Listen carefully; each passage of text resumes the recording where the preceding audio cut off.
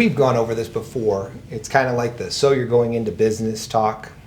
So you're going into business, and maybe you're going into business with somebody else, and you're trying to decide what the rights and responsibilities of each party are going to be. Maybe you're going to have an entity, a corporation or an LLC or a partnership agreement, and you're trying to put it all together so that people feel secure and they feel confident in what they're investing in. Here's some things to keep in mind that often go overlooked.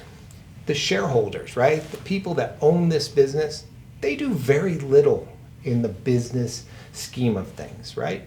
They produce the capital, which is then going to be managed by their agents, be it a manager or a CEO or a president, okay?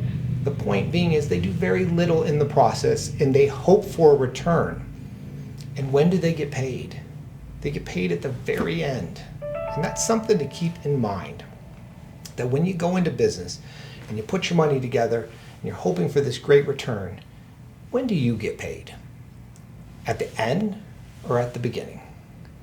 And so I like to think of it sometimes, and this is what we talk about a lot when we're doing this, is, well, what's the order if we were dissolving it? What if we're in bankruptcy? And the order is going to go, hey, secured creditors first, and then taxes and unsecured creditors, some with more priority, such as employees and the like that haven't been paid yet, and then kind of general unsecured creditors. And guess who's very last? Shareholders. So something to keep in mind, if you want to invest in a business but you want to get paid first, maybe you want to be a creditor. Maybe you want to be a secured creditor, somebody that has a lien against some of the property, be it real property or personal property.